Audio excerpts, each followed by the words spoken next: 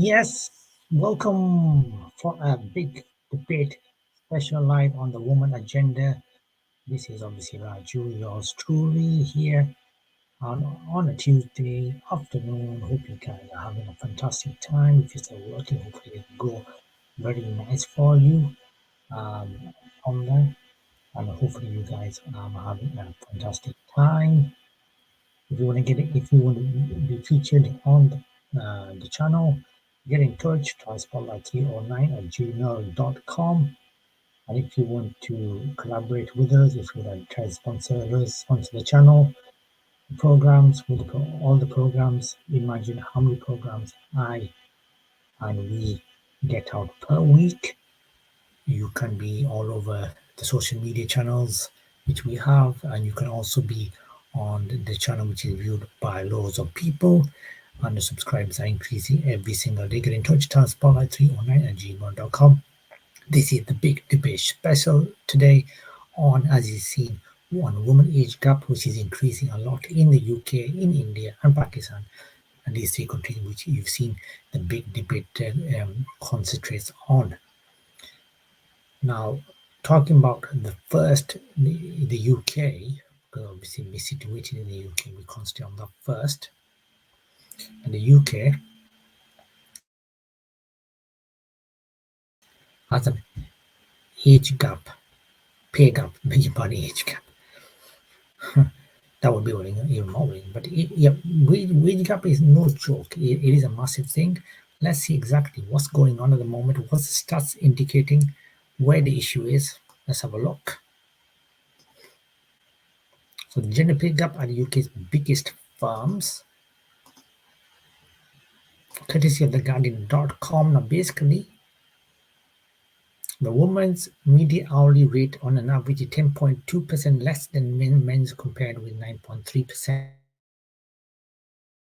The pay gap reported to the government by Britain's biggest firms is widening. Guardian analysis shows prompting warning that women face a bleak and worsening economic picture in 2022, which we are on now.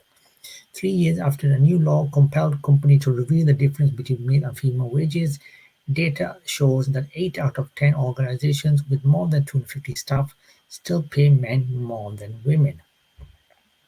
The most recent set of government data shows women are being paid a median hourly rate of 10.2% less than their male colleagues, nearly a percentage point higher than the 9.3% gap reported in 2018. The pay gaps in the private sector grew from 8% 2018 to 9% in 21, while in the public sector it grew from 4.4% to 15.5%.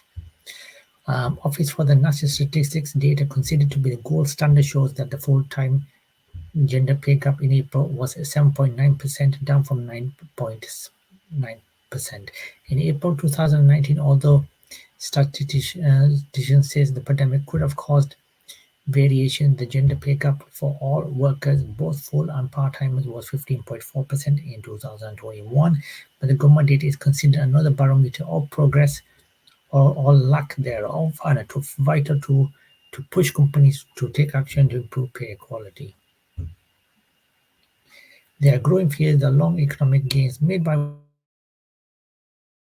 will be lost, and the UK is no exception. According to the UK Economic Growth Report, 2022 shows that the UK is expected to grow by 3.9% in 2022, compared with 3.4% in 2018. The report says that the UK will continue to face a challenging economic environment, with women could go into reverse if ministers do not. The dangers was we face is not only a widening of the gender pay gap, but a more general widening of wealth and income between the men and women, said the Secretary's head of research and policy at the Women's Budget Group. There is a real risk that all employment gains of the last decade are put into jeopardy if women continue to be disproportionately impacted by this pandemic. It is also said that in the next year, women across different earning demographics could be hit with low-paid workers in hospitality and other hard-hit sectors. Having hours reduced and job cuts, women who are able to work from home could see wages stagnate if they are again forced to homeschool children or miss out on opportunity through not being in the office. There are likely to be different impacts for different groups of women, but they're all fairly bleak, and overall there's a stagnate or go backwards. According to research from the group, it is too soon to see what impact the end of the furlough scheme will have on women's employment, but the overrepresentation of women in industries with some higher COVID job losses, including retail and accommodation, and the fact that twice as many women are men in the bottom 10% of earners leaves them more vulnerable in faltering economy, it states. The gender pay gap figures collected by the government are imperfect. The median hourly pay gap does not address the gap in similar job roles. The two exceptions, some high-level executives include partners and non-employed. Typically, low-paid workers are not included in the data.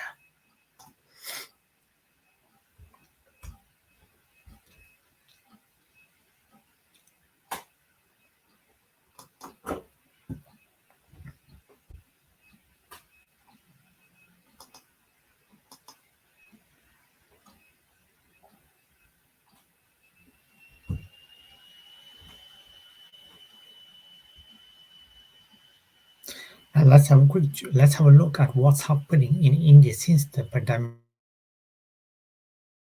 which has been affected by women, and what is exactly happening in India at the moment. Wrong still. We will talk about Pakistan as well. But according to economictimes.indiatimes.com, and they usually are accurate when it comes to this. So pandemic hurt gender pay gap in India. Furthermore, women fail to get deserving pay hikes. And this is very recent. This is gender pay gap has deepened during the COVID-19 pandemic, with women being left behind on pay rises and bonuses, says an ADP study.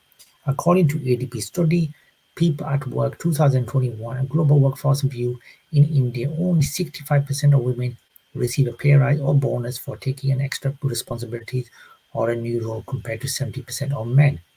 ADF Research Institute surveyed 32,471 workers in 70 countries around the world between November 17 and December 11, 2020. The gender pay gap is an issue that goes much deeper than salaries. There are many factors considered, such as the social dynamics of society, what government support is available, and the culture of a workplace. Yavantio, Vice President of HR in Asia Pacific of the Payroll Solutions provider ADP, said. Teo further said that the bonus is just one of many factors that have contributed to an increased gender pay gap since the onset of the pandemic.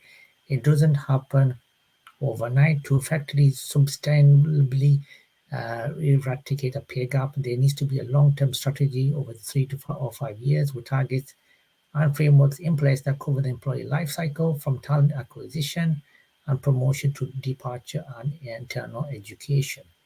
Without a dedicated and continued focus on diversity, equity, and inclusion across the business, we will see a repeat of the backward steps taken during COVID-19 on gender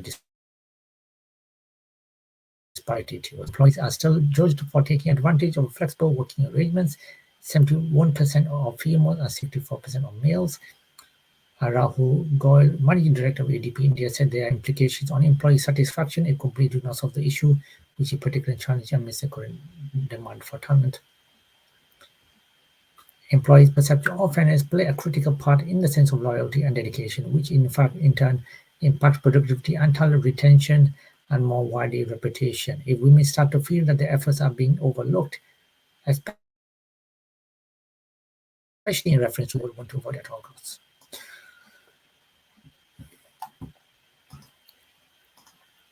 And talking about what's happening in Pakistan, and then we'll talk overall exactly this, what we think of the situation.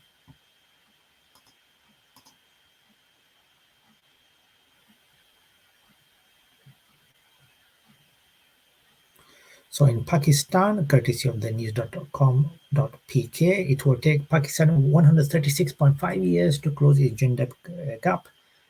According to WEF, let that sink in. Pakistan has the highest overall hourly average mean gender pay gap at 34%, according to the ILO's Global Wage Report of 18 to 19. This is more than double of global average. Pakistani women account for almost 90% of the bottom 1% of wage earners. The list of stats is endless and countless. More facts and figures could be stated to highlight just how marginalized women in Pakistan are. One might be quick to attribute this to the lack of economic development of the country. Had this been the case, Pakistan being third the worst in the world in gender parity, according to the WEF, would also have the third GDP per capita, but this is not the case. In fact, the gender gap in Pakistan has worsened with time despite economic growth.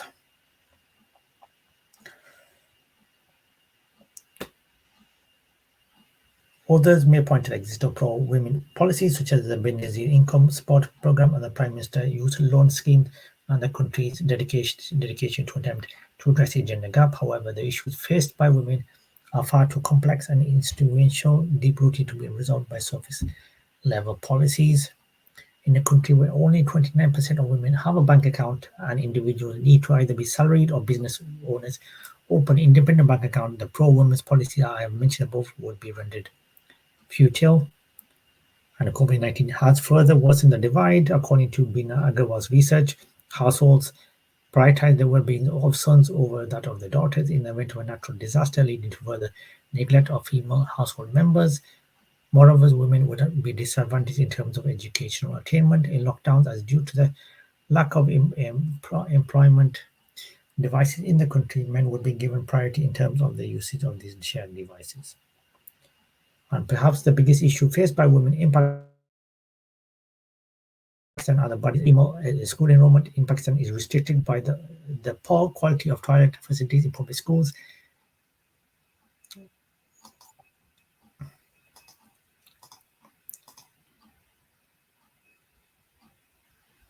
So there you have it.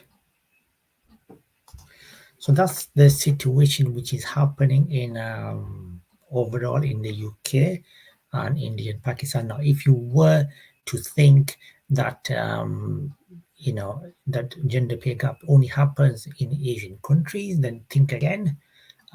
It doesn't. Why we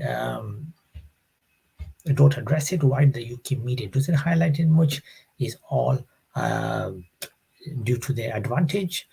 In India, probably it does get highlighted more. In Pakistan, it probably does,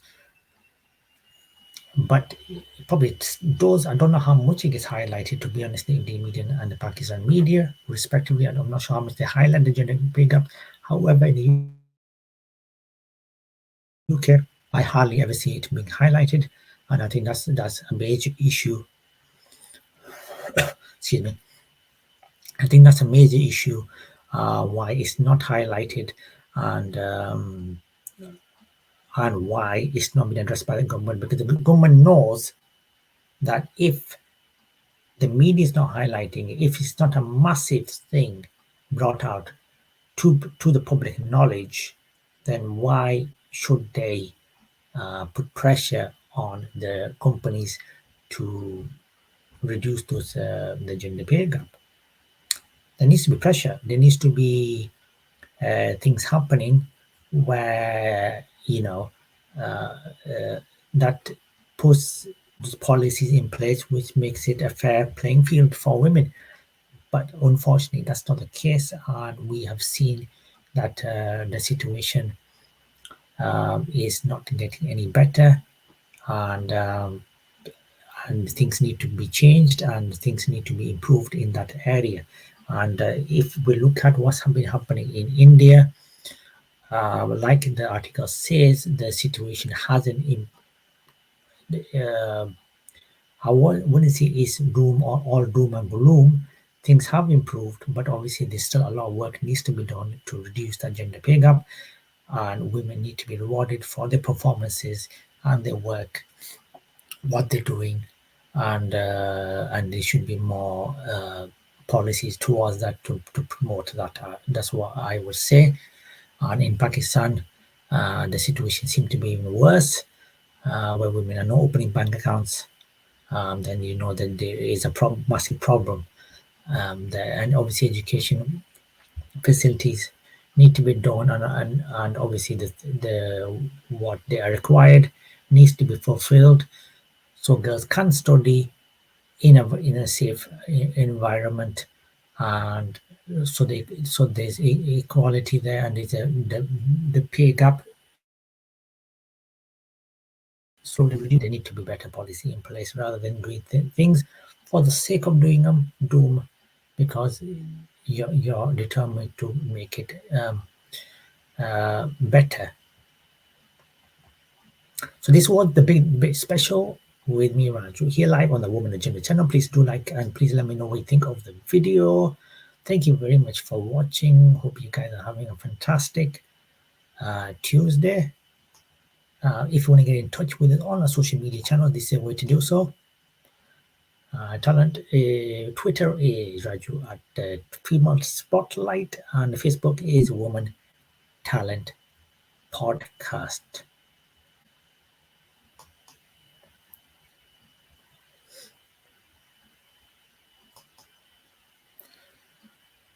And like I said before, you can get in touch with us. You can if you want to collaborate with us. We are the channel to do it on. Get in touch, talentspotlight309@gmail.com. We will have a special edition of the Woman Agenda show coming up with some latest news on women. Until then, enjoy your day. Thank you very much for watching. This is me saying thank you for watching. I'll leave you with this. And I will be back on the special edition show. The big debate will be back next week. If you want to be featured on the podcast, get in touch. Tell us 309@gmail.com. Thank you for watching. This is the Woman Agenda channel.